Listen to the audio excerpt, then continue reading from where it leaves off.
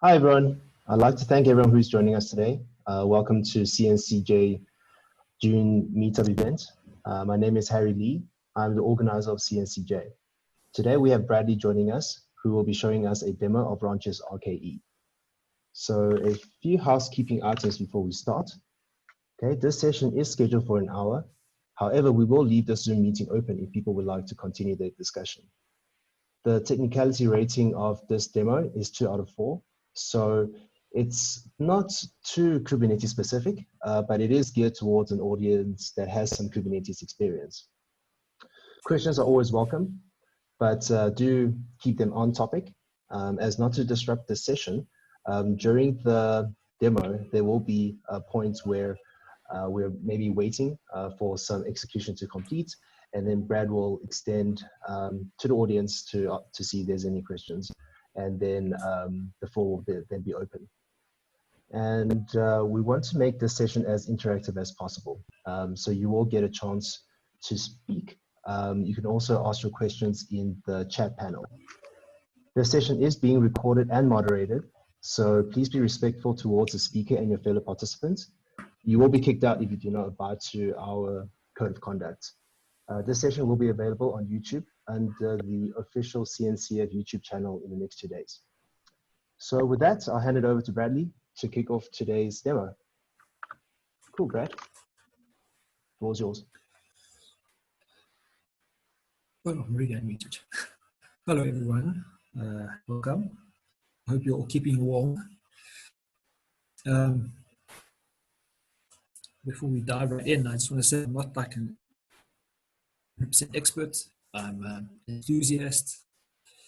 I play around with Kubernetes. I like doing things the hard way. RKE, I came across because I went and did I started playing with RKE because I did the Rancher Academy.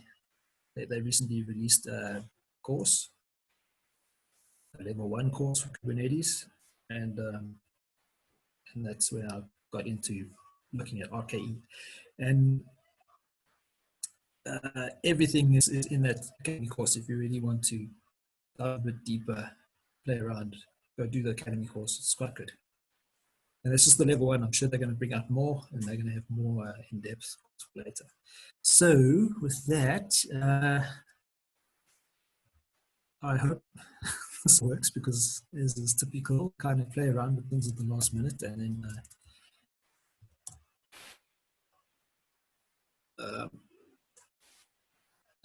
things stop working. But we should be okay. So for RKE is basically just a binary, a Go binary. And you basically just stick it in your path and you run it. There is a number of options I'm going to be going through now. To start off with, we have a totally empty directory, and I'm going to, wait, hold on a second. I'll just get a couple of options here. It's not the one I want, sorry, hang on. That one I want. Each different release of RKE will support versions of Kubernetes.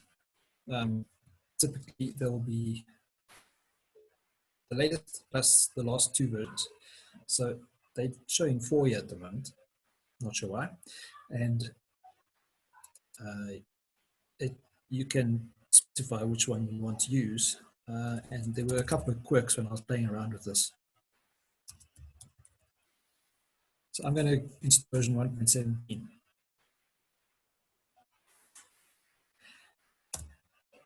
I forgot the other prerequisites. I'll get back to that. We're just going to use one host for now.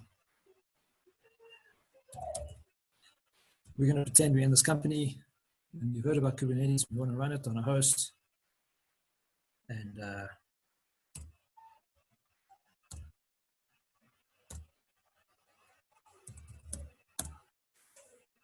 okay, is this going to be a control plane? Yes. It's the only host. It has to also be a worker.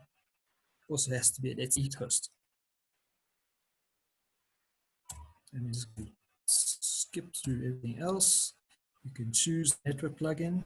I'm just going to take the defaults, authentication, RBAC, and this here is where there's a bit of a quirk.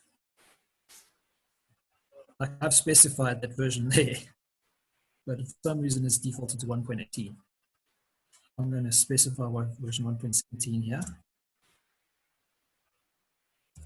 And I'm not going to worry about security policy. We're not going to go into huge complicated Kubernetes stuff here. We're just going to do the basics. Just a word about add-ons. They're going to be doing add-ons at point, so you can add on like Istio into your config.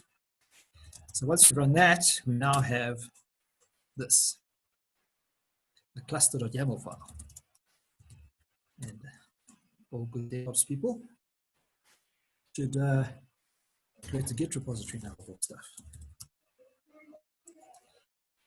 I'm going to add this file because that's what you do, right?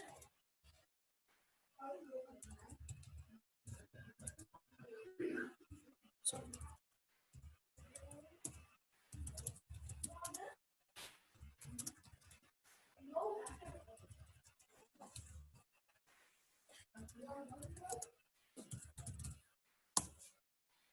now let's have a look at this file quickly.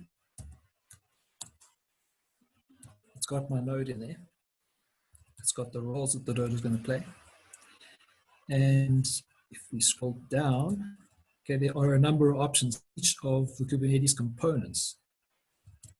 But we're not going to be doing anything with those. There are, obviously, you can write down to quite a bit of detail and change things at a very detailed, at a very specific level. And then here, this is what I want to get. System images, RKE uses Docker to run Kubernetes.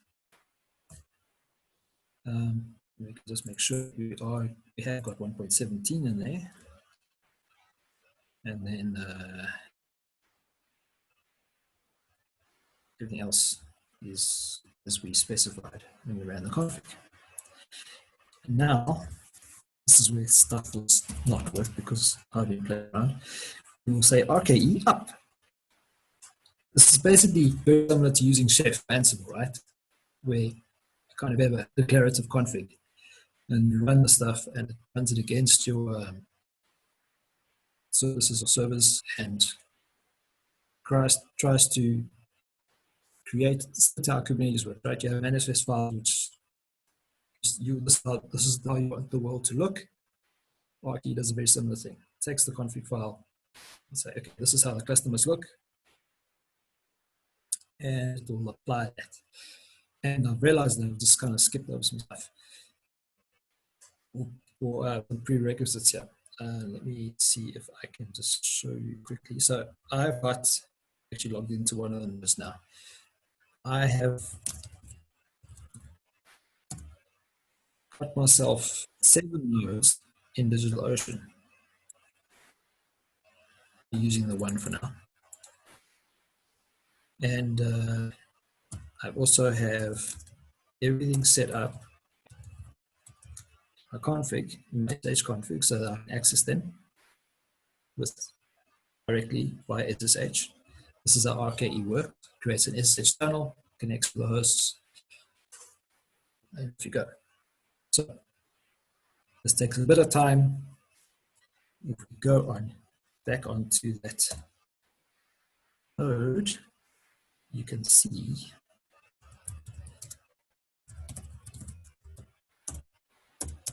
the Docker containers starting up.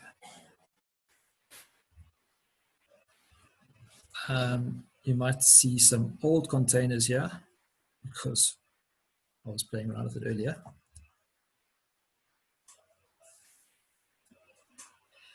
All right, so once this is done, what we will have is a cluster state file, which is a JSON file of the state of the cluster. And we will have a kubeconfig to be able to access the cluster.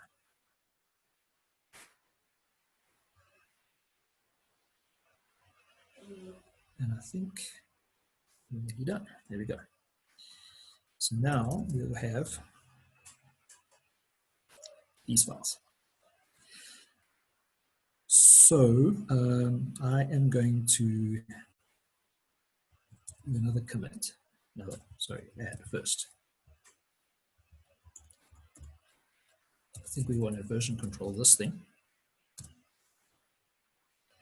And we probably don't want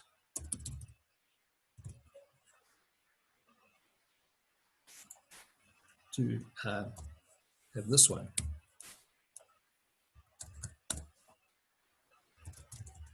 So if I do a fit status, cool.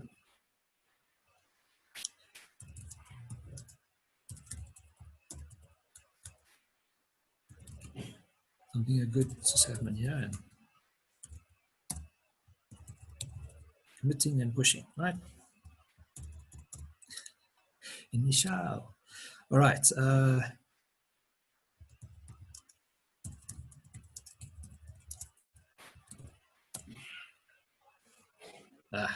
Right.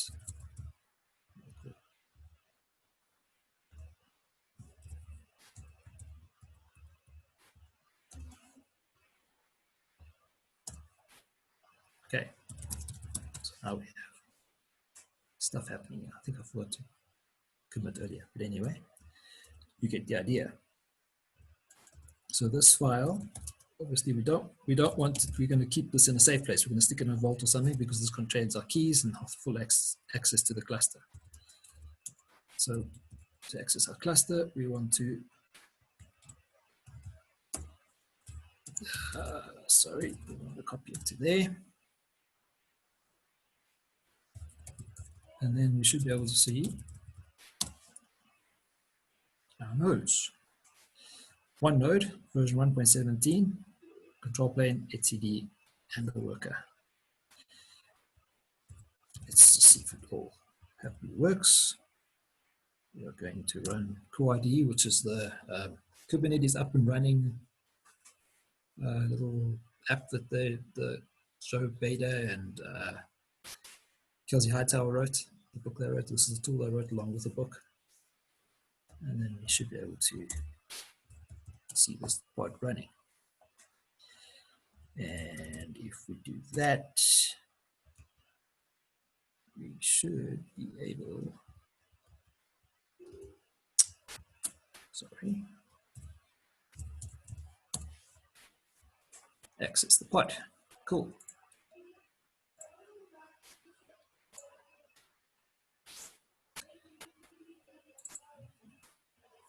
Right, working. So now,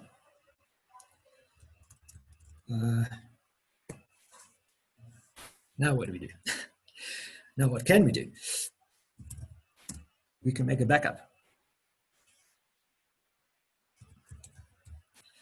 RKE allows us to create snapshots of the etcd database. So you can say, RKE snapshot save, and we can give it a name. And this will create a snapshot, and it'll actually save it on the host. And it'll store it under opt, RKE, snapshots. I made a couple beforehand, so it's number 3 that's already there. Obviously, you're going to take that file and put it somewhere safe. Don't leave it on the host, or else what's the point? If the host dies, it goes with it. And let me just show you the other options you have. You can actually specify an S3 endpoint and or S3 bucket, and have your access key and secret key, and automatically store your etcd snapshots in the S3, Amazon S3. So that's pretty useful. Now, upgrading. I'm trying to think if we should upgrade first or expand the cluster first. Okay, so let's pretend the devs are using this thing, they think it's great, and one of the devs comes along and says, listen, there's some features here that I need. and they don't seem to be working. So can we upgrade? So we said, yeah, sure, no problem. So you do your due diligence, you check the release notes, make sure everything is cool. And this is how I learned to upgrade the Kubernetes cluster with RKE. First of all, get rid of all this.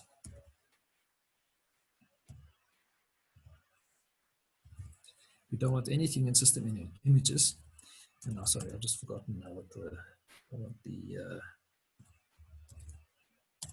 want that version now.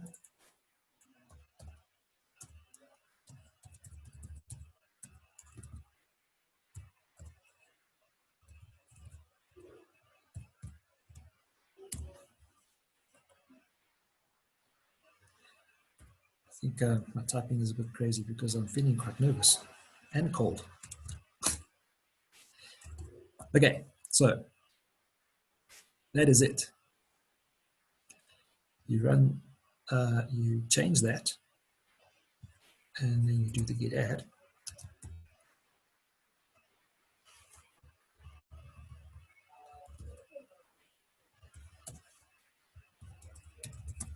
Right, you want to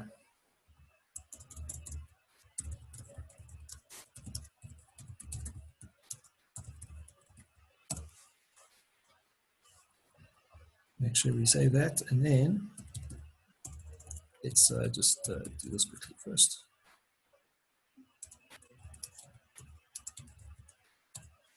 Let's see. Right, we're making a note here that we're on version 1.17.6.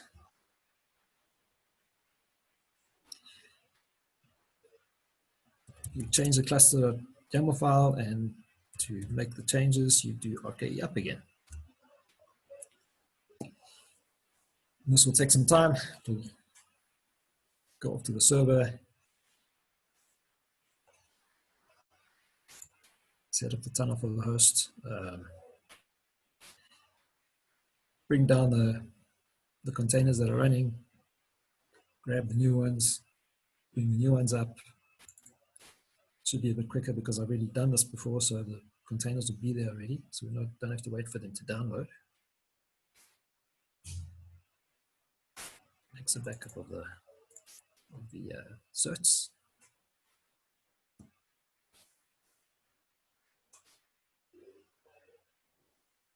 And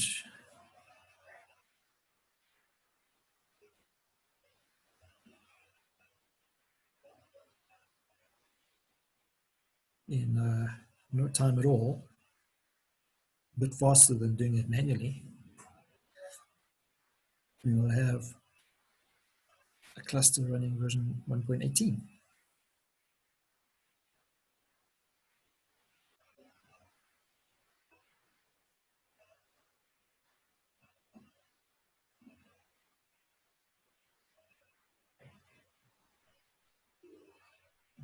Cool, Brad. How long will this take? Should we take a round of questions And while we're waiting? I'm not sure how long it'll take now with, I think it's about 2 minutes. Is it? Okay, great. Cool, so let's just ask the room. Do you guys have any questions so far?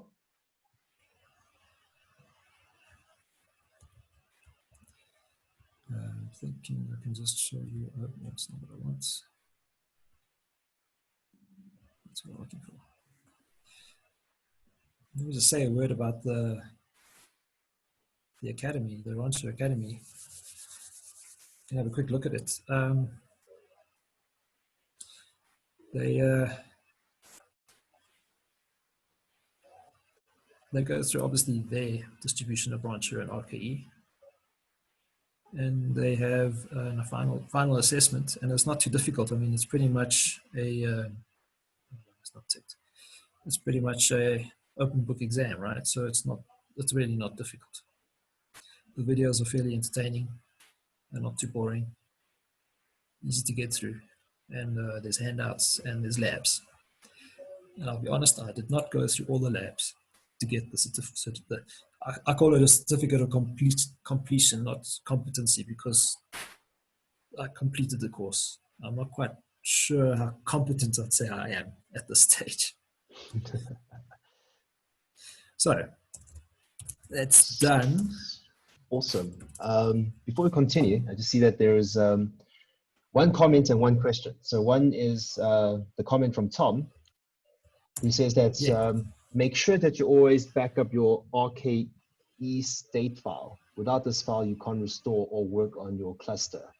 Is that right? And how would you actually how would you actually sort of save this file? Would you recommend some sort of like a GitOps approach, or put it into Vault, or like where would you put that? Well, that's why I was kind of demonstrating the git commits thing.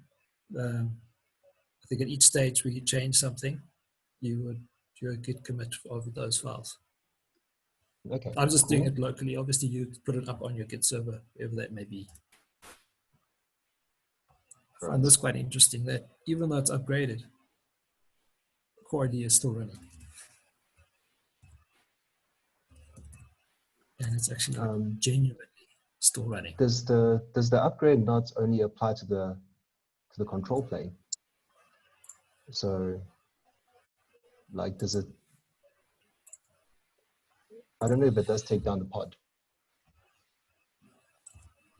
Okay.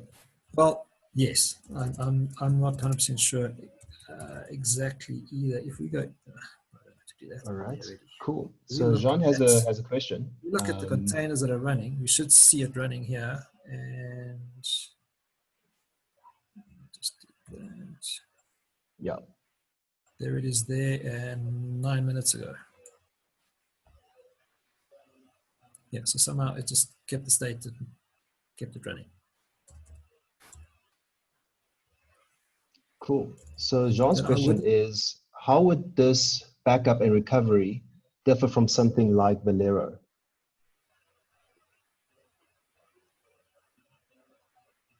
Okay, I don't know Valero very well, but I think Valero does a similar thing, right? Valero is probably a more, a more complete tool, I guess. A little bit more features, I think. I don't know it that well at all. I know it came out of from the Heptio guys, and now they're owned by VMware. Yeah. So I think they've probably added a lot more features. They've probably got, they've probably got a lot more fancy bits and pieces in there than this does. This just backs up your etcd database, basically, which is, I think, all you need to kind of restore. It's kind of a disaster recovery, right? If something goes badly wrong, you can kind of restore to your last etcd backup. So at this stage, we've updated. We're running version 1.18. And now the boss comes along and says, hey, this thing is awesome. We're going to put this thing into prod now. So that's the first thing you do.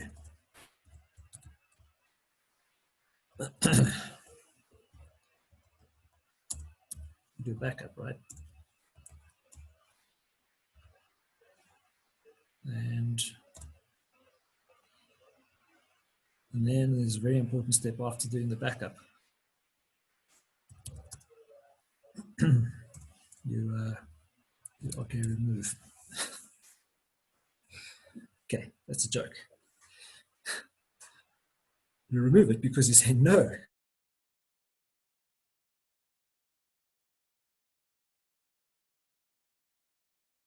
They agree, and they say, okay, fine.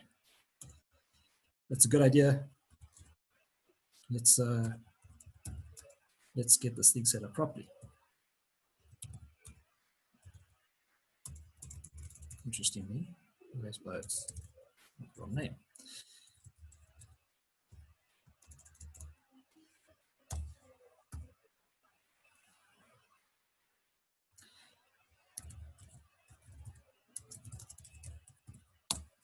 Right, now,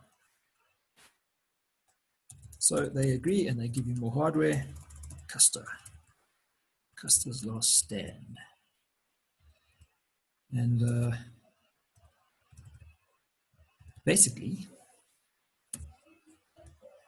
this is all you need to do, is you add the nodes that you got, or the extra nodes that you have. Sorry, and that's what I want to do. I've got 7 nodes, right? Yes. Okay, this is going to be boring while I edit this thing, but this is how it works. Okay, I don't know how many I put in here now. We'll go through it now and make sure it's all happy. So for a proper HA cluster, how many etcd nodes do we need? 2, 3? Anybody? The correct answer is 3, at least.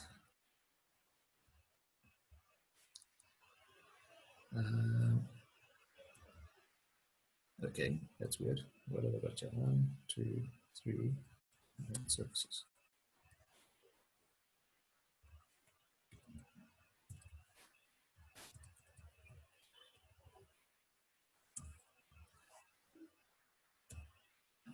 And then we want 2 control plane nodes.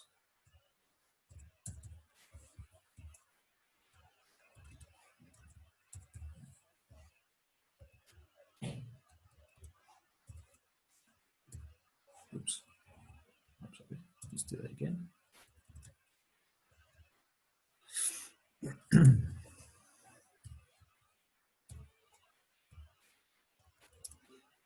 And 2 worker nodes.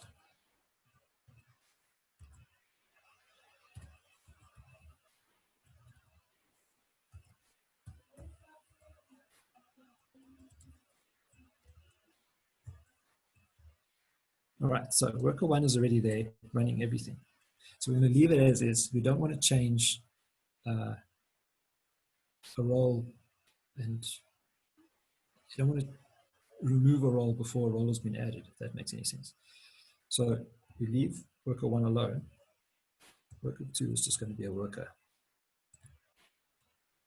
Control plane will just be a control plane. Control plane 2 will just be a control plane. And the etcds will just be etcds.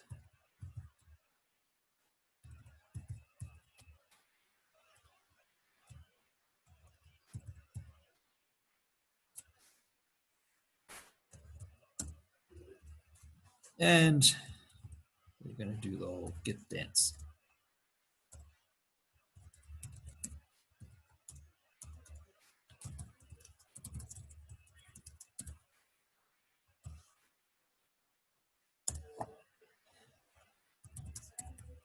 And then RKE up. This could take a while.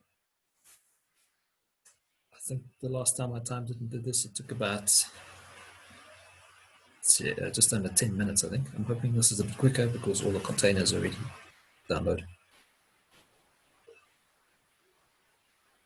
But now it's going to go into each of those different hosts and apply the role for each of them. And if we actually watch this, this is actually, oops, sorry, let me get out of that. I haven't done that for a while.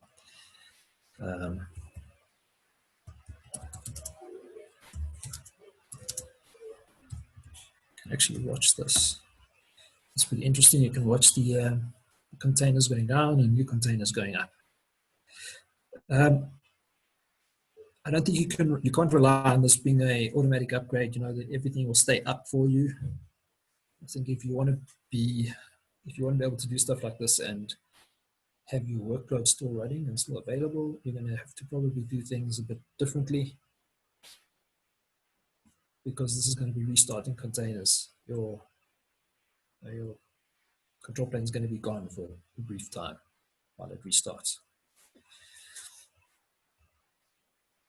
What else can we say here?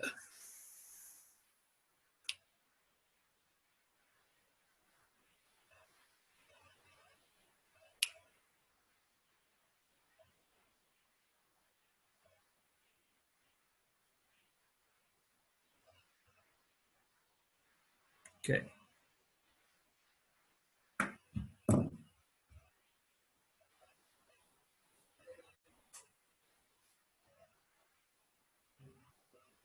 Right, the documentation from Roger is pretty good.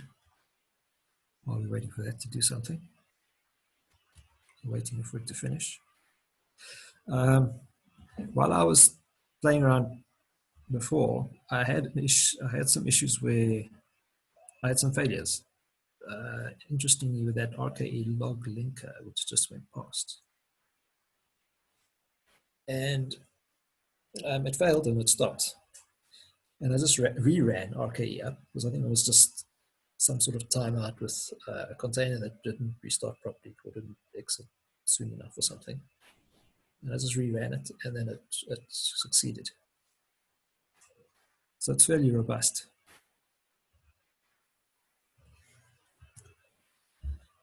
And let's go through some of these documentation goodies here. So RKE installation, save your files. Like we mentioned, the RKE configuration file, the qconfig file. Don't put that in Git.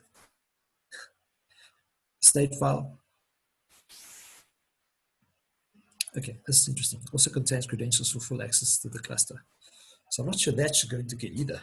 So maybe it also needs to be saved separately. I missed that before. I had some other interesting things open here, which we could talk about while we're waiting. Oh yeah, these are the add-ons that are available. So there's network plugins, ingress controllers, DNS providers, metric server.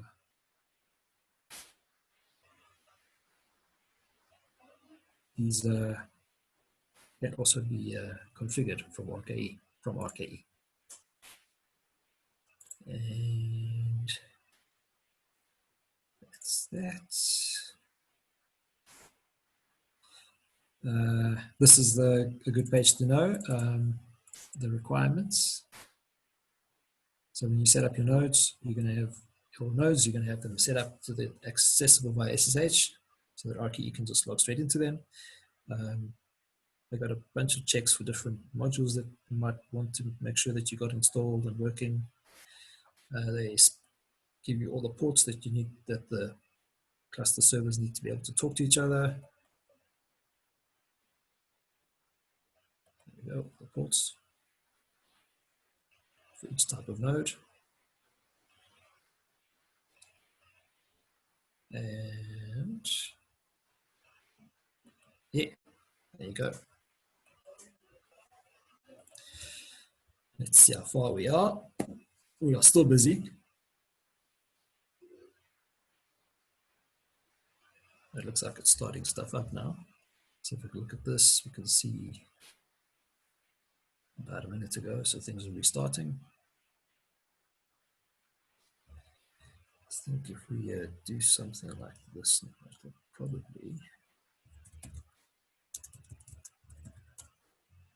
not work too well. It actually does work. I'm surprised. So yeah, slowly the different nodes are coming up.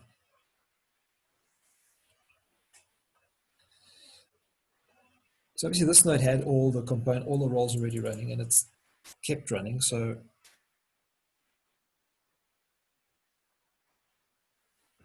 this still works.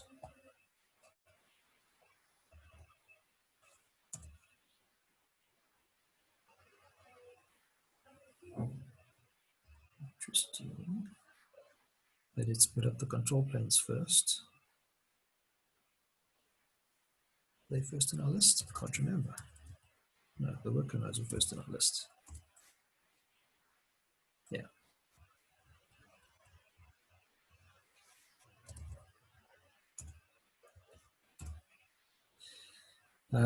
Something we'll do when this is done is certs. Rotating certs can be a bit of a chore. There is a command to do it for you.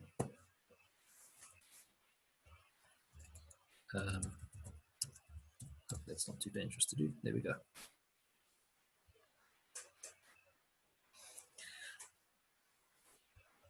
So you can rotate certs for a specific service, or just kind of, I think if you just do RKE cert rotate, it'll just do everything. I don't know if I actually have to specify that or not. And the other option you have is if you've got your own CA and you want to generate your own certificate requests, you can do that as well.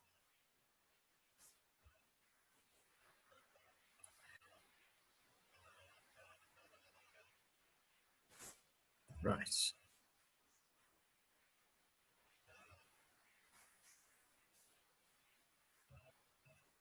So, how do people feel about this while it's carrying on? Does this look easy? Does it look convenient? Does it look like it's something you'd use? Or do you prefer to use something like the other tools are out there, the COPS, and I forget what the other one is?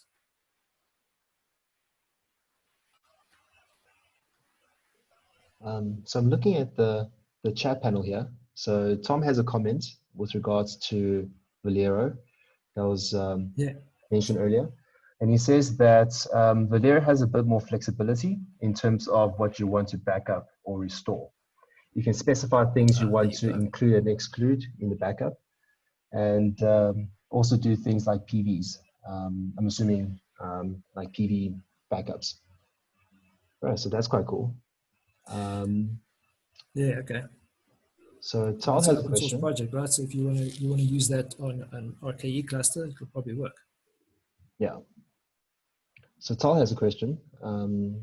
He asks, am I correct in saying that Rancher is a tool that helps novice DevOps manage Kubernetes with ease?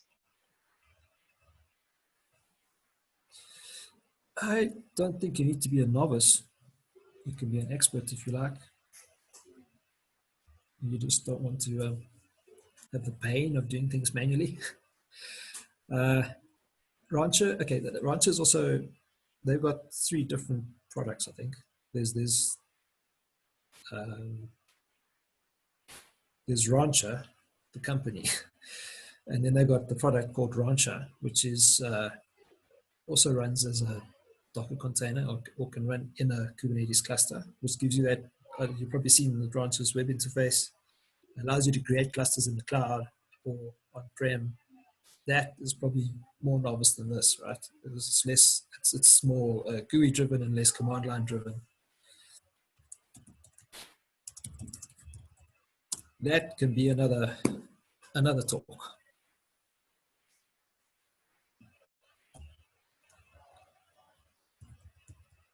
So we can do the whole Git thing again. I'm just going to skip it for now. But now we have a full HA cluster. We have a couple of control planes. We have 3 etcd hosts, and we have 2 workers. But now the workers also got control plane and etcd, so we don't really need that. So we will just take that out,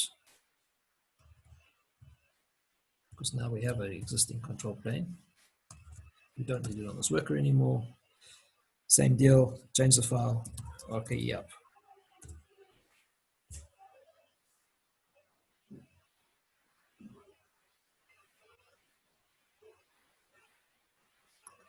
And pretty smoothly, it will change the role of that host. And you have everything running the way you want it.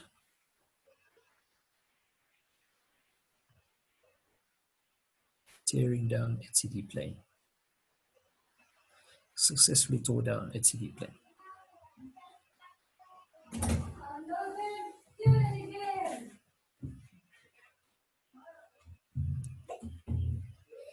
I think with RKE, this is useful for, I think this is very nice for if you really want to run a Kubernetes cluster on-prem and to help you manage it. Rancher itself is also good for that. The whole GUI that they have also works very well for that. And it's probably easier to use. I don't know why they have 2 or 3 different ways to run clusters, but this is one of them. I kind of like the command line driven stuff. It sort of makes more sense to me. The GUI can probably hide it quite a lot. This you can actually kind of see everything that's running. Everything. I mean, that's a lot of stuff.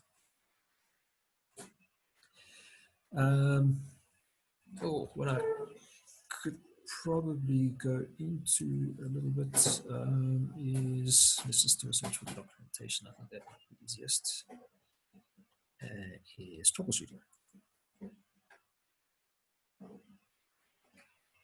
Wow. Sorry, I have my son, yeah? So if you hear any funny noises, it's him.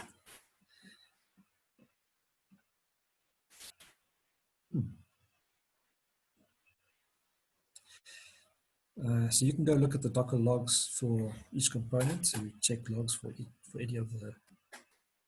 You can actually look at obviously the Kubernetes components, the pods that are running. You can go look at the logs of those, and if you're having any issues or errors, any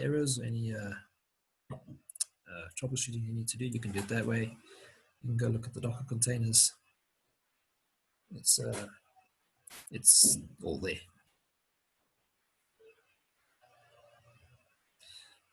I'm pretty sure that I think the Academy has more troubleshooting stuff than this. This looks very DevOps. They have a lot more description, a lot more descriptive stuff for troubleshooting. There we go. Let's go look at the handouts. Okay, these are the labs. But there's a section on troubleshooting worker nodes, troubleshooting etcd nodes, troubleshooting control plane issues, troubleshooting the network overlay. So this is pretty flexible, right? You can mix and match and change your cluster as you need to. The one thing you can't do is change the networking component. So if you choose Flannel as your network component, you can't go and change it to Canal or something.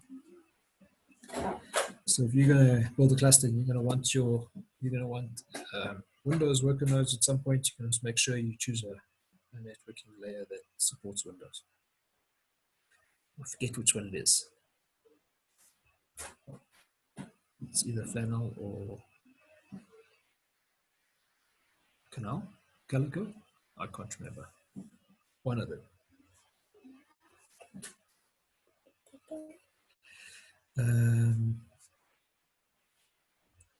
I don't know how long we'll be running for now. It should be close to finished.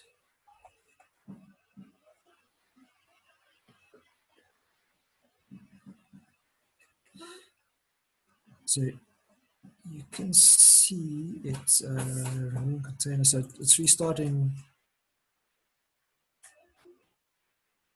It will restart all the containers on all the nodes that are relevant for that specific role, I think. So if we check here, we should see that there is now no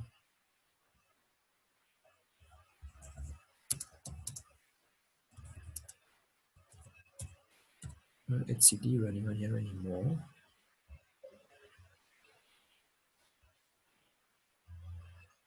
It looks right.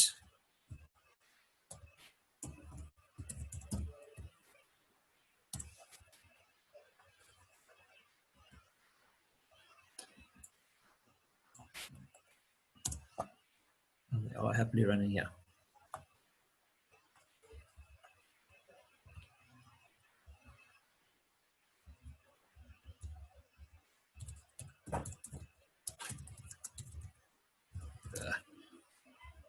Right.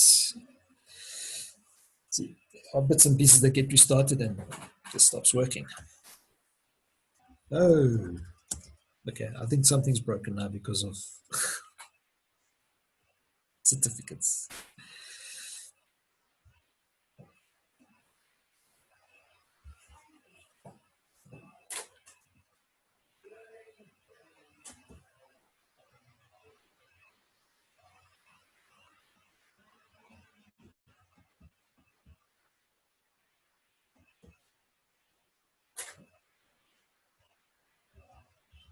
Okay, I'm not quite sure how to fix this one now. I think it'll be there's something to do with the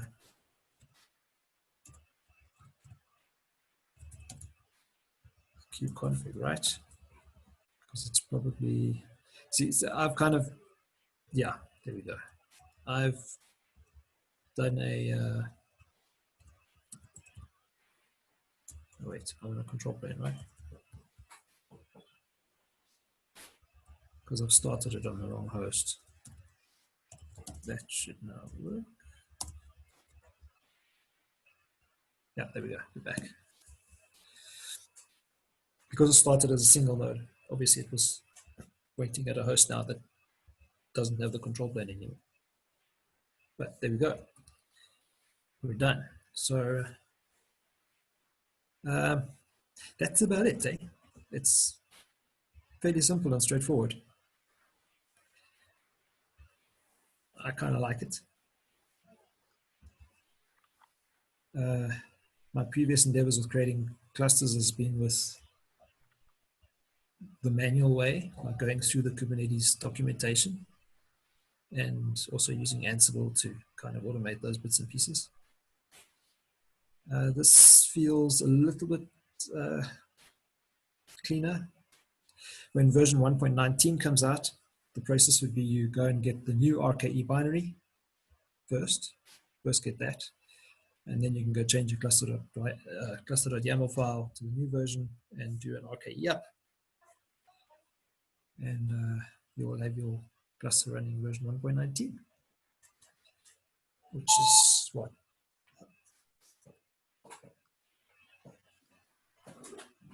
Which is probably coming out soon, right? The next version is always coming out soon. What's the cadence? 3 months? 6 months? 3 months, right?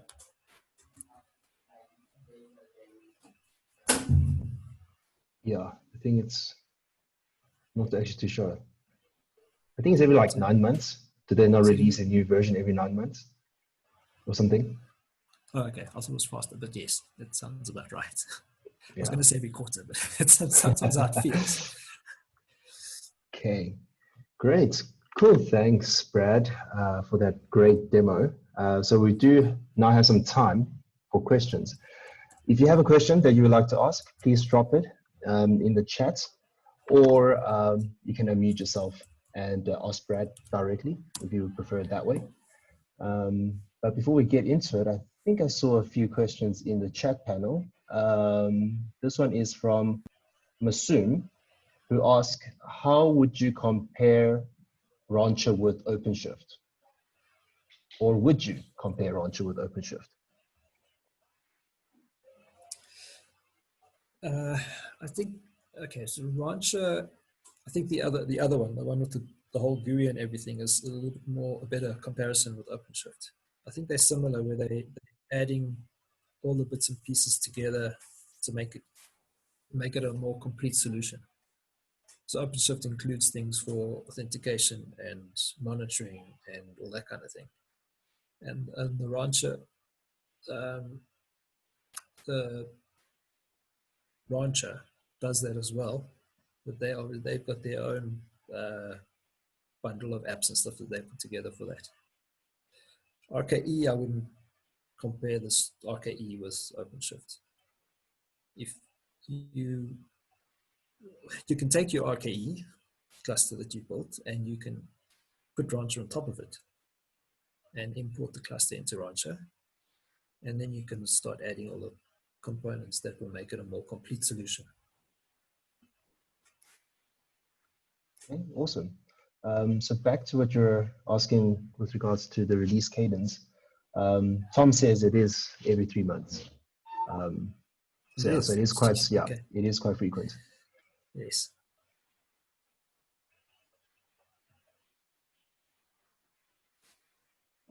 Yeah, so because of that release cadence, this is why I kind of like this.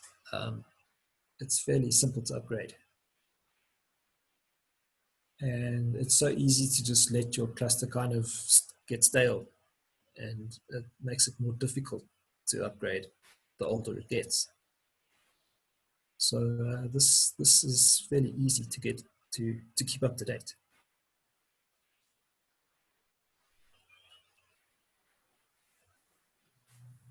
Yeah, and it makes it like very easy just to do upgrade and restore. So mentioning about restore, how easy is it? Because we saw that you did an etcd snapshot. So, I mean, what command would you run in order to restore that snapshot? So I played around with it, right? It's a single node, and it worked quite well. What's our last save we did was that, right?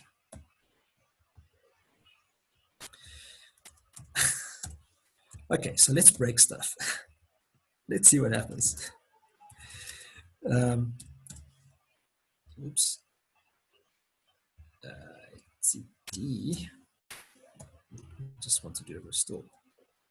Yeah, of course, that's something. So I've done it. I've done a restore and it worked fine. So I created a cluster. I had something running, and then I updated the cluster.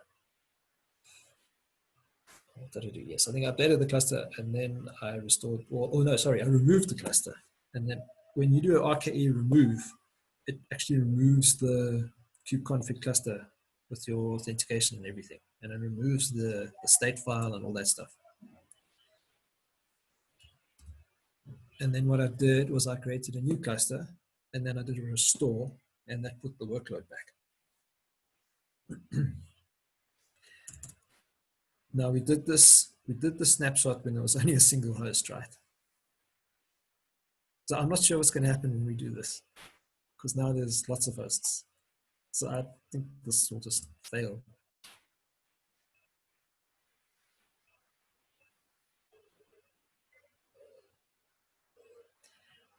If it actually reverts back to version 1.17, I'll be impressed.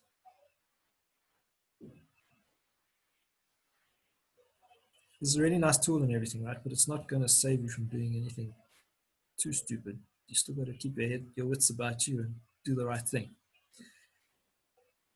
But I think this is a great test. Let's see what happens.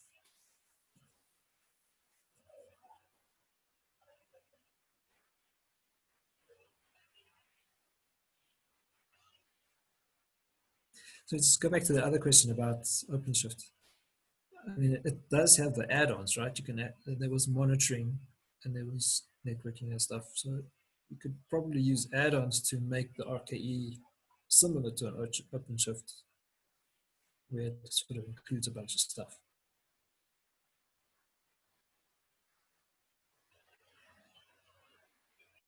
And obviously I'm just doing this, this is kind of just a quick thing for a demo, but when you did the config, there was all these options for internal IP and all that kind of thing. So you can settle that up so that obviously your internal IPs are different to your normal IP range for your network. So it's got a lot of flexibility in that regard, which we haven't gone too in depth yet.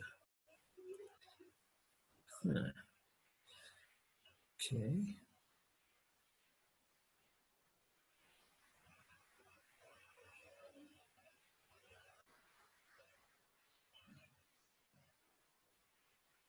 This is doing a lot of stuff. I don't know what the end result's going to be. Yeah. Is it restoring that backup, that snapshot to all of the etcd hosts? Because I see that's Like looking at etcd2. All right. Yeah, it looks like it might be. That's So quite cool. when you on do the etcd3. snapshot, it puts the snapshot on the etcd hosts. So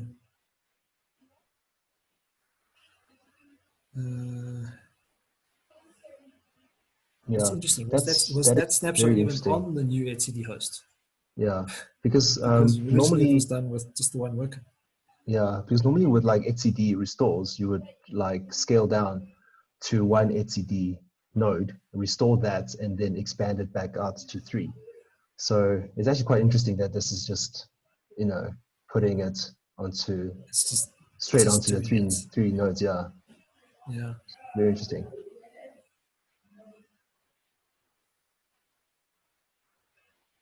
Yeah, I think it's a fairly intelligent tool. I think it knows what it's doing. It knows what order to stop and start things in. It feels pretty robust to me. Yeah. So everyone, the floor is open now. If you guys have any questions, you can just simply unmute yourself and ask Brad directly. He'll be happy to answer them. Or ask any Or you can questions just chat about to him, or anything even and just say anybody can hi. answer.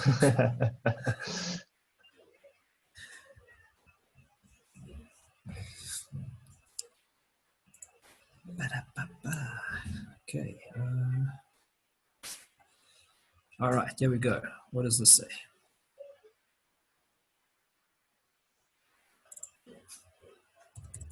A moment of truth.